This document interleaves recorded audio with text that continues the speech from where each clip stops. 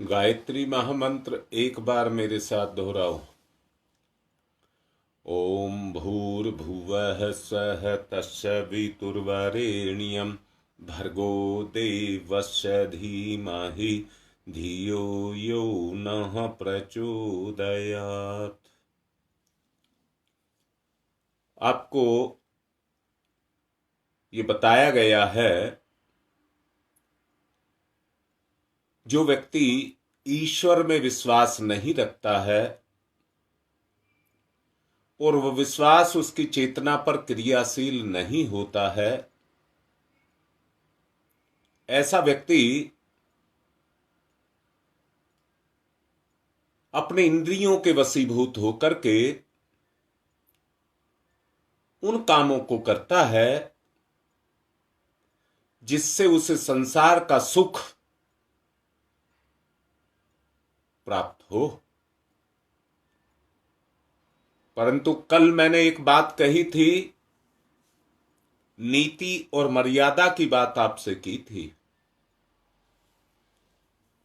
नीति और मर्यादा का जो उल्लंघन करता है उसको समाजदंड और राजदंड दिया जाता है। आखिर क्या क्यों दिया जाता है? वो किसी का क्या बिगाड़ रहा है? हां, राजदंड और समाजदंड की जो व्यवस्था बनाई गई वो इसलिए बनाई गई कि शरीर के किसी अंग में अगर किसी तरह का विकार होता है तो वो दूसरे अंगों को भी भोगना पड़ता है। अगर किसी भी एक अंग में आपको दर्द हो, पीड़ा हो, तो वो पूरे शरीर को भोगना पड़ता है।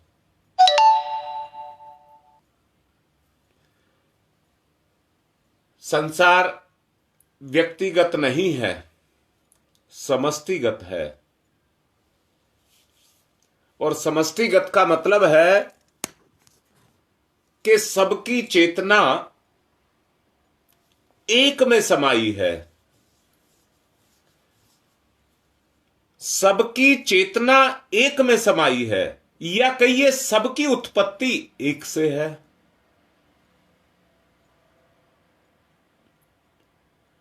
परमात्मा का अंश आत्मा है और प्रकृति का अंश जीव है। अगर किसी जीव को कोई सताता है तो उसका प्रभाव सब जीवों पर जाकर के पड़ता है। इसलिए दुनिया में व्यक्ति एकांकी नहीं है, समष्टिगत है। समष्टि में व्यक्ति व्यष्टि, समष्टि में व्यष्टि समाई है और व्यष्टि में व्यक्ति समाया है। ये सब आपस के एक दूसरे के साथ जुड़े हुए हैं। सब के सब एक दूसरे के साथ जुड़े हुए हैं।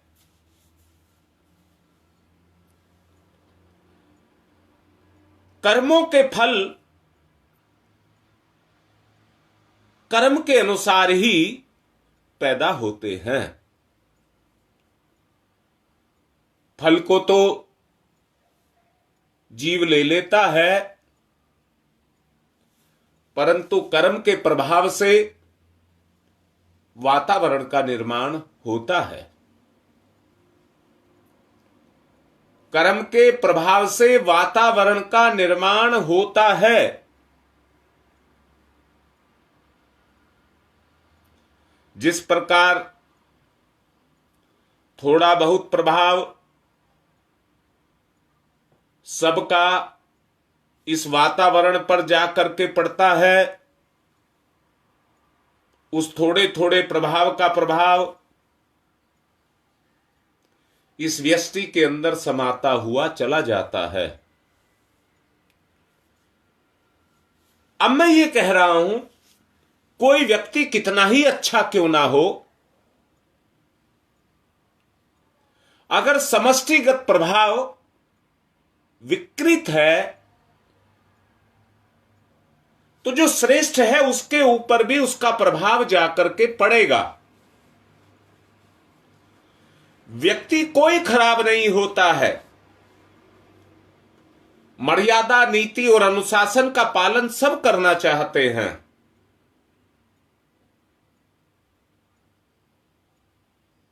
परंतु जैसा अभी आपको बताया,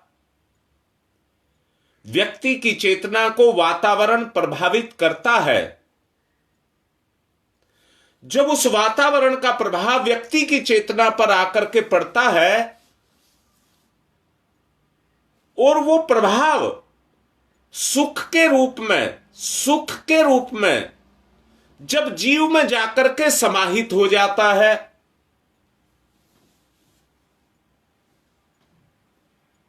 तो वो जीव भी उसी तरह के कर्म करने लग जाता है। समाज उससे बचा नहीं रह सकता, वो समाज को प्रभावित करता है। और शासन की व्यवस्था, जिसको कानून व्यवस्था कहते हैं, व्यक्ति किसी को सताएगा, चोरी करेगा, ठगी करेगा, दुख देगा, तो वो राष्ट्र उसको दंड देता है। और कुछ काम ऐसे हैं जो समाज के स्तर पर चलते हैं। अगर व्यक्ति समाज की मर्यादाओं का उल्लंघन करता है, आज तो स्थिति बहुत खराब है, परंतु पहले आदमी ऐसे व्यक्ति के साथ में अपने रिश्ते से बाइकाट कर देता था। ना उससे बोलना, ना किसी चीज में सहयोग करना। ऐसा व्यक्ति एकांकी हो जाता था और उसमें दंड की व्यवस्था कोई साकार उसको नहीं दी जाती थी। सब अपना रिश्ता उससे तोड़ लेते थे, परंतु वो दंड शारीरिक दंड से बहुत ऊंचा था। इसलिए व्यक्ति को उस सामाजिक दंड से बचकर के रहने के लिए बाधित होना पड़ता था। समाज में जितने भी दूषित, बुरे, कुकर्मी लोग बढ़ते चले जाएंगे, वह उसी अनुपात में दुख और कष्टों से भरा हुआ होगा, उसमें वृद्धि होती चली जाएगी। इसलिए व्यक्ति की बुराई से समाज को बचाने के लिए पूर्व काल में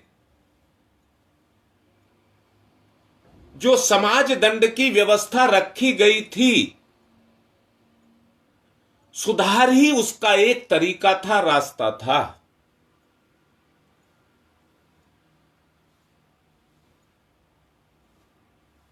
सबसे ज्यादा प्रभावशील समाज का दंड होता है, उसके बाद राजदंड की व्यवस्था आती है।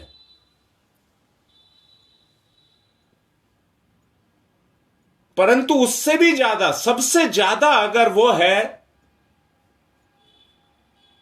तो वो कर्मों का परिणाम, जिसको आत्मदंड कह सकते हैं।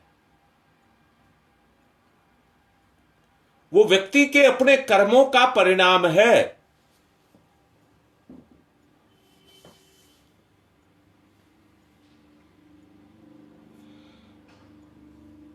समाज में कुछ अवशेष आज भी उसके दिखाई देते हैं। हां रीता, बिल्कुल उसी कर्म से ही है ये सब। तुम सोच करके देखो, अगर व्यक्ति आत्मिक अनुशासन, सामाजिक अनुशासन और पारिवारिक अनुशासन को मानता है, तो उसका कोई कुछ नहीं बिगाड़ सकता।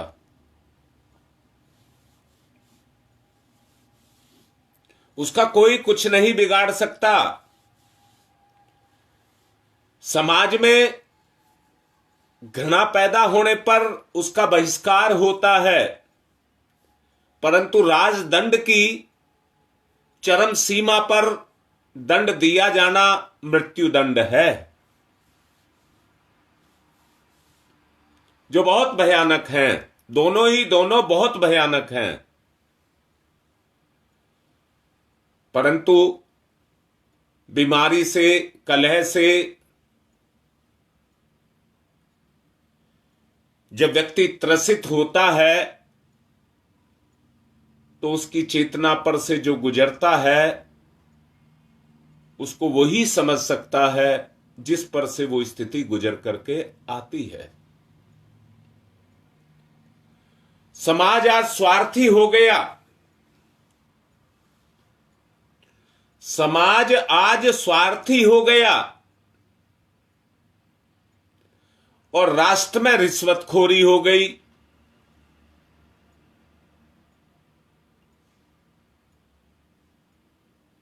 इसलिए व्यक्ति आज समाज के दंड और राष्ट्र के दंड से डरता नहीं है। पाप करता है और बचने के रास्ते रखता है।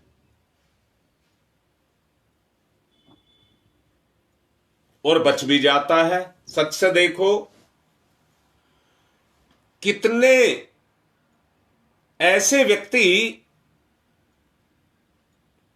जो निर्दोष हैं, साक्ष्यों के आधार पर उनको फंसाया जाता है और वो राजदंड को भोगते रहते हैं। और कितने सारे ऐसे व्यक्ति जो वास्तव में दोषी होते हैं, वो किसी पद के, पैसे के प्रभाव से अपने आप को बचा करके, निकाल करके ले जाते हैं,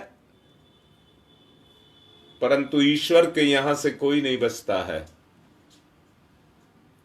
ईश्वर के यहां से कोई भी बचता नहीं है।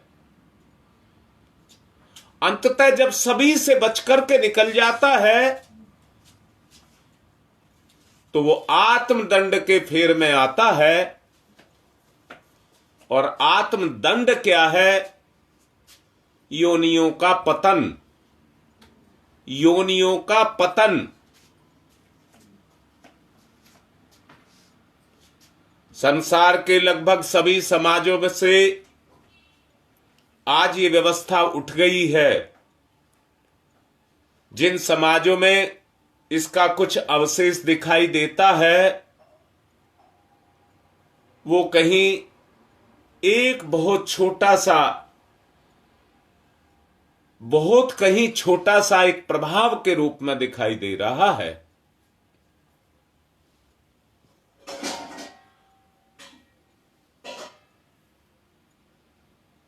सामाजिक मान्यता और रूढ़ि का उल्लंघन करना, इसको भी बुरा माना गया है। असत्य, बेईमानी, चोरी, जुआ, शोषण, ये कार्य, इनका कुप्रभाव समाज के ऊपर पड़ता है। सारे समाज की शांति और व्यवस्था पर पड़ता है। सामाजिक बहिष्कार की प्रथा आज कहीं दिखाई नहीं दे रही। प्राचीन काल में तो नास्तिक कदाचित ही होते थे। उनका सामाजिक बहिष्कार होने में देर नहीं लगती थी और सामाजिक बहिष्कार के कारण व्यक्ति को बड़ा पापी माना जाता था, बड़ा पापी माना जाता था और कोई भी पाप का कलंक अपने से नहीं लगाना चाहता था। व्यक्ति की ऐसी मान्यता थी, लोक, परलोक, पुण्य, पाप, स्वर्ग, नरक, पुनर्जन्म और कर्म फल की व्यवस्था सब इसी पर टिका था। अनास्थावान व्यक्ति उसको माना जाता था जिसका बहिष्कार किया जाता था। नास्तिक होते हुए भी विचारधारा अंदर से आदमी को कचोटती थी और व्यक्ति समाज में रह करके अपने आप को सुरक्षित रखने की बात को सोचता था। आज व्यक्ति को किसी कर्म फल का भय नहीं रह गया है। व्यक्ति इतना नंगा निर्लज्ज हो गया है कि उसको किसी कर्म फल की व्यवस्था का भय नहीं रह गया। अब मैं कहना क्या चाहता हूं, व्यक्ति को कहा जाए कि भगवान के रास्ते पर चलिए तो वो तरह तरह की बहानेबाजी बनाता है और इसके अलावा समय की कमी की बात भी करता है और यहां तक के भी करता है कि मुझे नहीं करना। जो उसके अपने आत्मीय ही हैं उनको ही इस तरह का जवाब देकर के वो नकार देता है कि मुझे नहीं करना। और स्थिति क्या पैदा होती है, वो भी उनके सामने लाचार बन करके खड़े हो जाते हैं।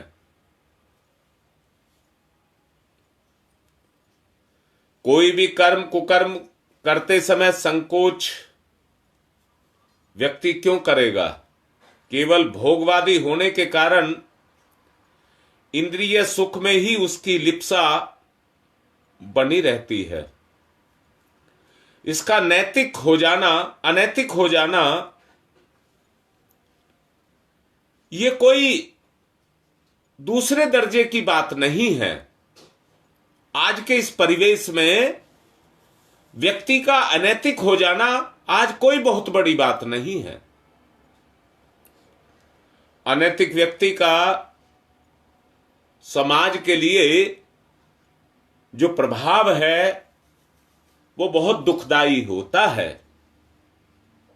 घर में 5-7 व्यक्ति हों, उनमें से एक ना कमाता हो तो चल जाता है।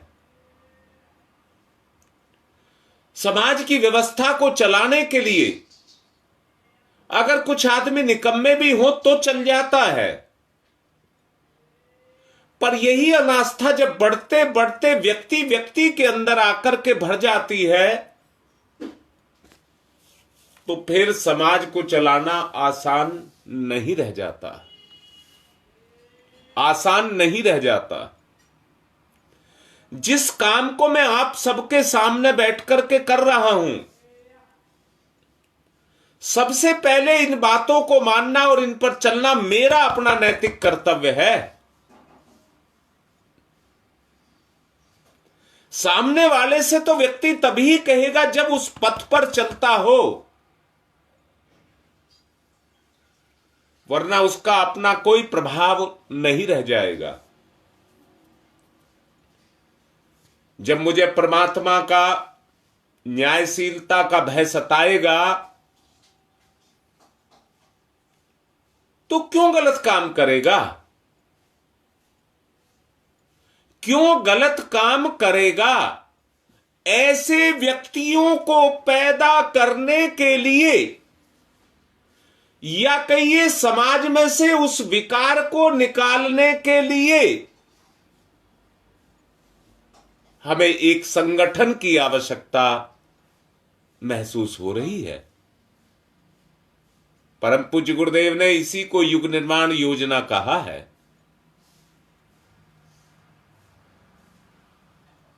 सुदेश बिल्कुल ठीक लिख रही है।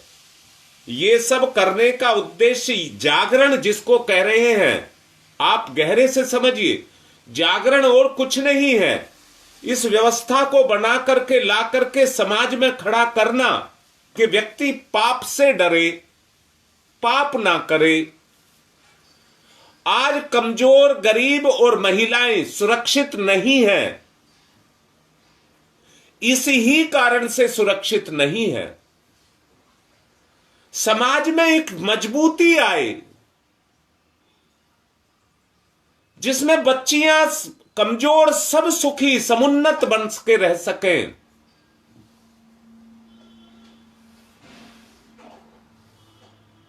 अगर ये भय नहीं रहेगा, देखिए सरकार दो ही चीज से अपनी सरकार को चलाती है, एक प्रलोभन, एक भय।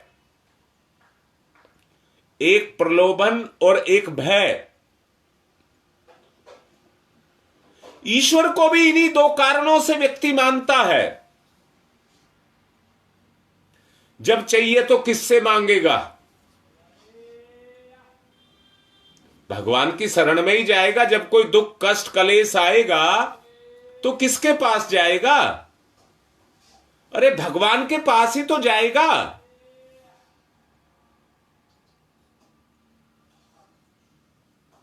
तो मुसीबत के समय पे उसको पता है भगवान ही मेरे काम आएगा।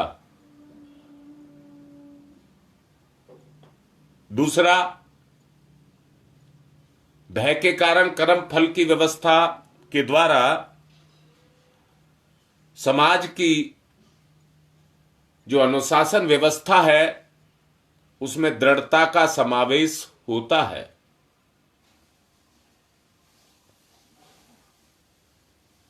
अगर स्वेच्छा से व्यक्ति चलेगा, जो किसी का कहना नहीं मानेगा, अपनी मनमर्जी चलाएगा, तो कैसे मान लिया जाए कि वो अच्छे रास्ते पर ही जाएगा? मैं इस बात के लिए मना नहीं करता कि समाज में ऐसे व्यक्ति नहीं हुए हैं जो अपनी आत्म प्रेरणा के द्वारा उन्होंने अच्छाई के रास्ते को चुना और पूरे संकल्प और पूरी दृढ़ता के साथ वो उस रास्ते पर चले।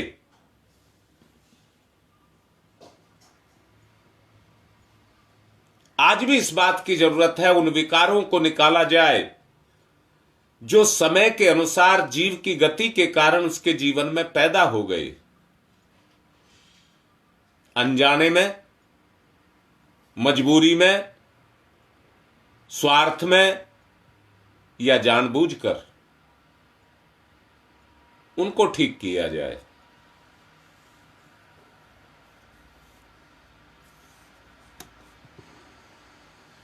उनको ठीक किया जाए और उनको ठीक करने के लिए जो सामाजिक व्यवस्था है या आत्मिक व्यवस्था है उसके बंधन को हमको स्वीकार करना होगा।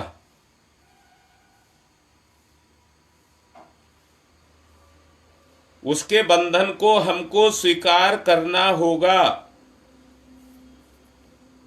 अब मैं निवेदन करूंगा ध्यान की तरफ चलने के लिए। मेरा तो हाय लग रहा है।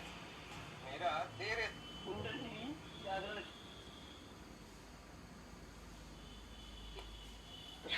शांत,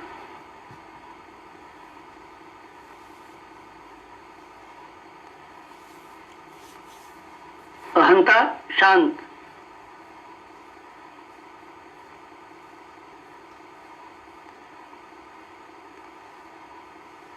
उद्विग्नता शांत,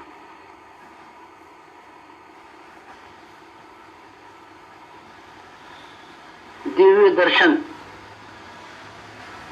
प्रातःकाल, पूर्व दिशा, स्वर्णिम सूर्योदय,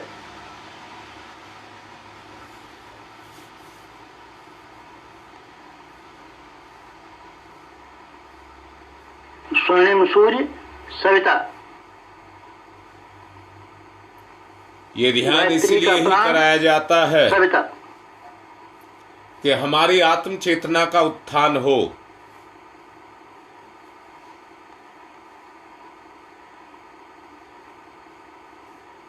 सविता इष्ट, लक्ष्य, उपास्य,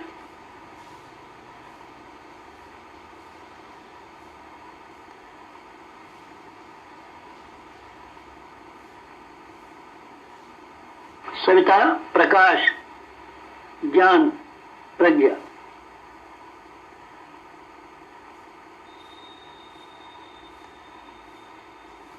सविता अग्नि,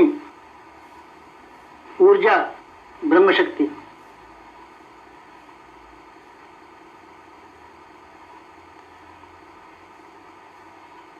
सविता ब्रह्म, सविता वर्चस्व, ब्रह्म वर्चस्व सविता।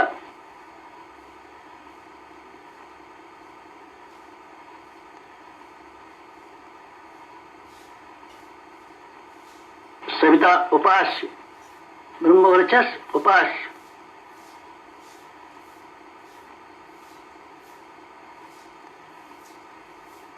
एकत्व अद्वैत, साधक का सविता को समर्पण।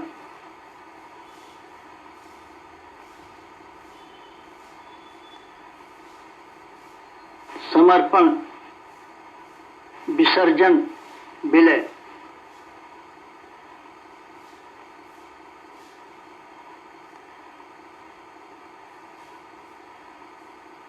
साधक सविता एक, भक्त भगवान एक, एकत्व अद्वैत।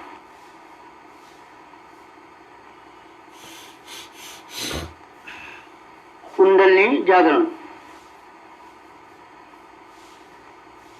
कुंडलिनी जीवनी शक्ति। कुंडलिनी अंतः ऊर्जा। कुंडलिनी प्राण विद्युत। कुंडलिनी योगाग्नि।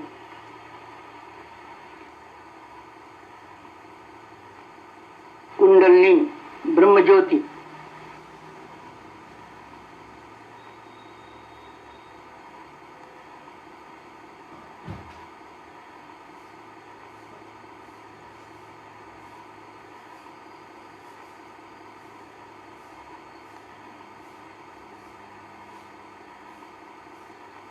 सविता शक्ति का कुंडलिनी क्षेत्र में प्रवेश,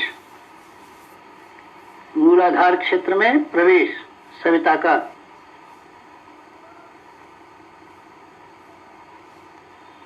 प्रथम चरण कुंडलिनी जागरण का प्रथम चरण मंथन। मंथन सविता सहयोग से शक्ति क्षेत्र का मंथन। मंथन करिए, विकारों को ढूंढिए, जो भी समझाया है विकारों को ढूंढिए। मंथन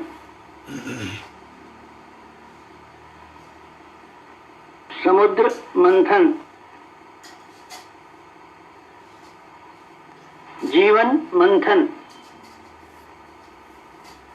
प्राण मंथन। अग्नि मंथन। मंथन मंथन मंथन।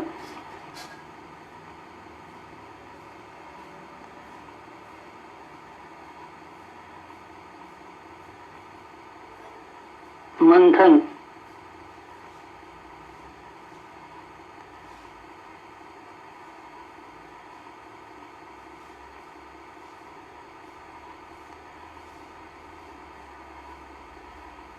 मंथन से अंतः ऊर्जा का संवर्धन। अंतः ऊर्जा का संवर्धन करें मंथन के द्वारा। अग्निशिखा प्रज्वलन। जीवन ज्योत जागरण।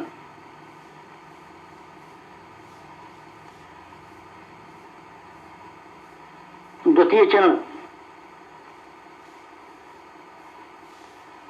ऊर्ध्वगमन।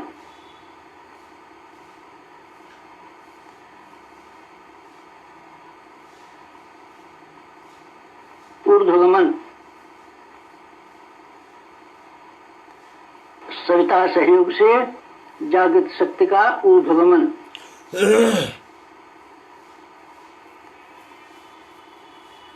आत्मसत्ता का ऊर्ध्वगमन।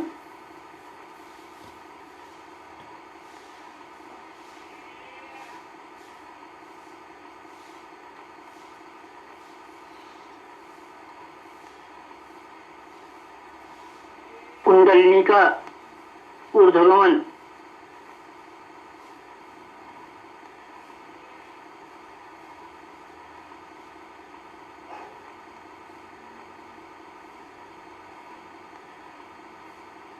मूलाधार मार्ग से सहस्त्रार तक कुंडलिनी का ऊर्ध्वगमन, मेरुदंड मार्ग से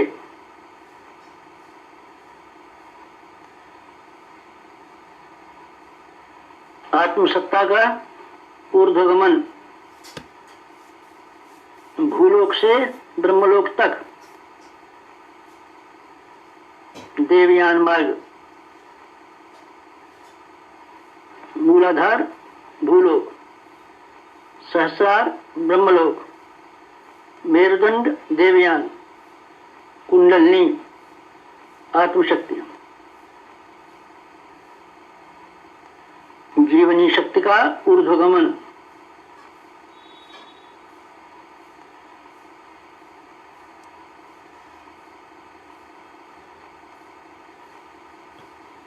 उत्थान, उत्कर्ष, अभ्युदय,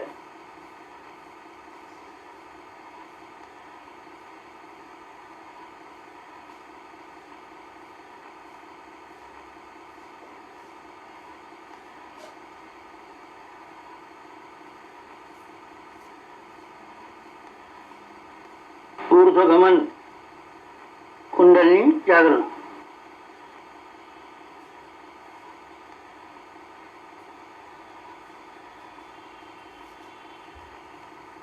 तृतीय चरण वेधन, शोधन, जागरण।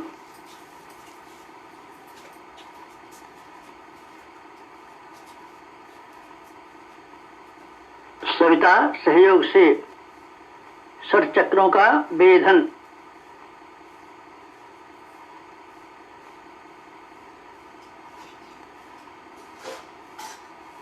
मेरुदंड मार्ग के षट चक्रों का वेधन,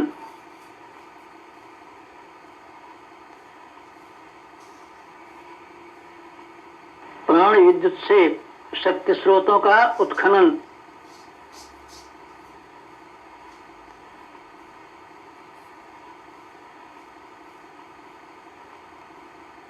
चक्रवेद, शब्दवेद, लक्ष्यवेद,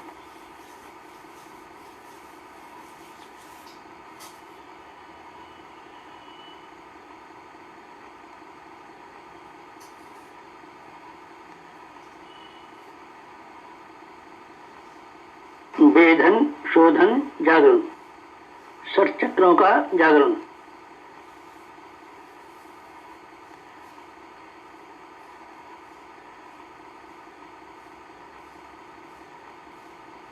मूलाधार चक्र जागरण,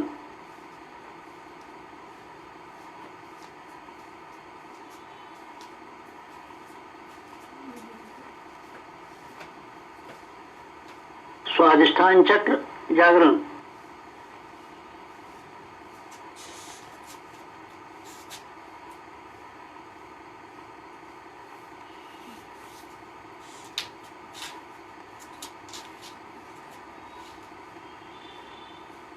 मणिपुर चक्र जागरण,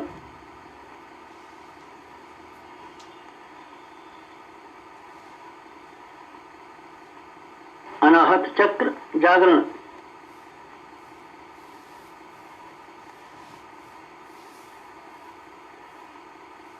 विशुद्ध चक्र जागरण,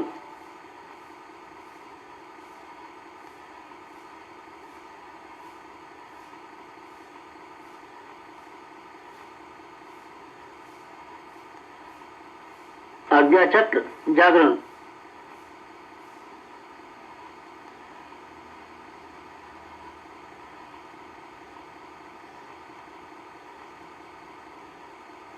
षट चक्र जागरण, कुंडलिनी जागरण।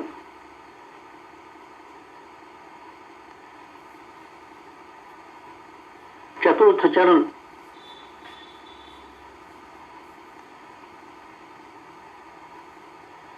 विस्तरण,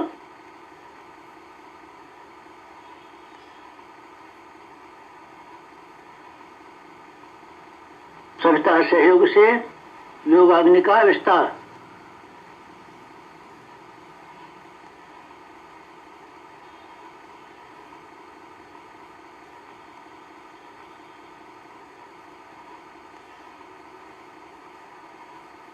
मूलाधार का आत्मसत्ता में विस्तार।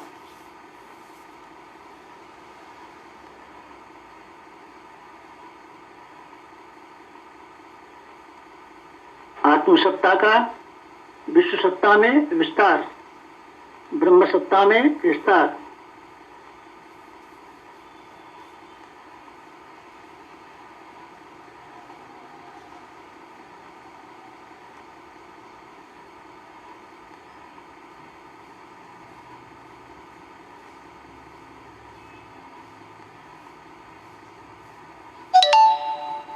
चिंगारी का दावानल में विस्तार।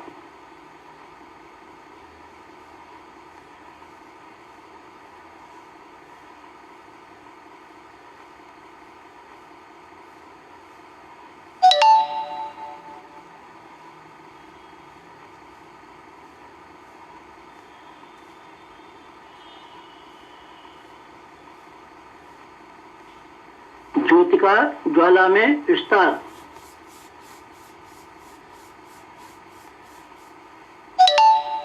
मूलाधार का आत्मसत्ता में,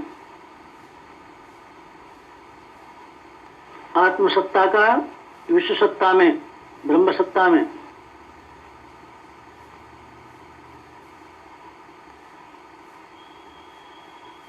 चिंगारी का दावानल में,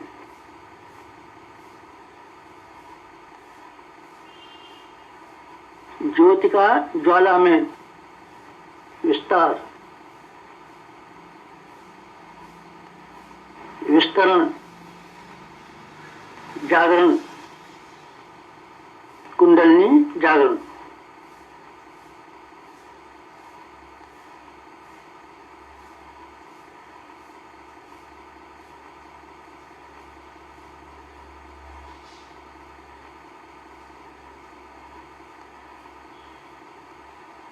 पंचम चरण, पंचम चरण कुंडलिनी का परिवर्तन,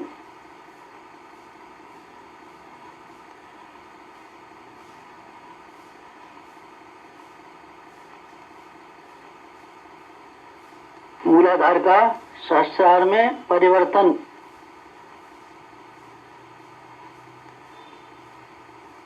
साधक का सविता में परिवर्तन,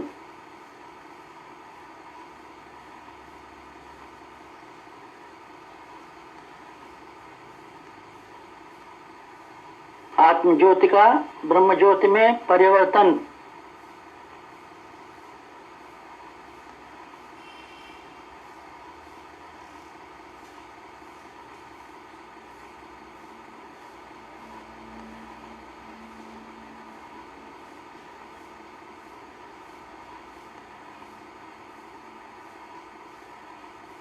क्षुद्रता का महानता में परिवर्तन,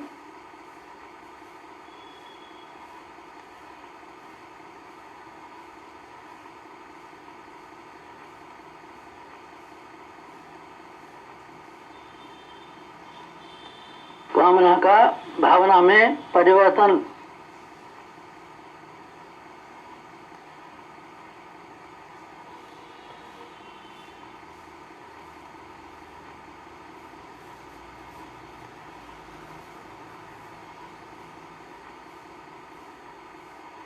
वियोग का संयोग में परिवर्तन,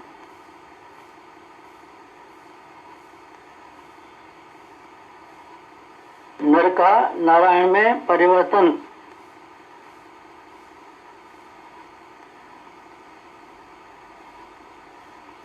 मूलाधार का सहस्रार में, साधक का सविता में,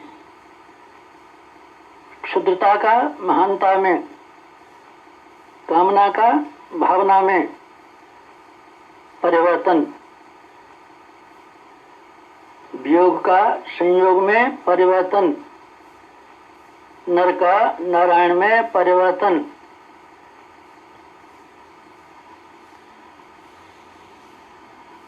परिवर्तन, संवर्धन, जागरण, कुंडलिनी जागरण।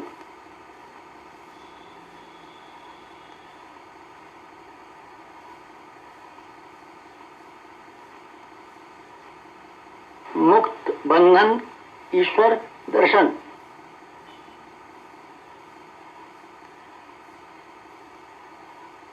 कुंडलिनी जागरण, जीवनी शक्ति जागरण, अंत ऊर्जा जागरण,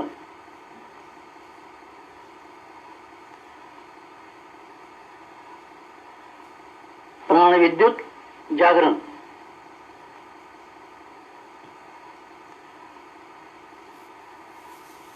योगाग्नि जागरण, ब्रह्मज्योति जागरण,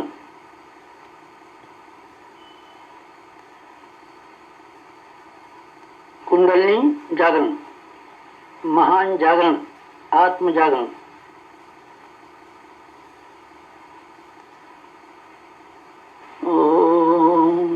ओम तमसो मा ज्योतिर्गमय, तमसो मा ज्योतिर्गमय, तमसो मा ज्योतिर्गमय,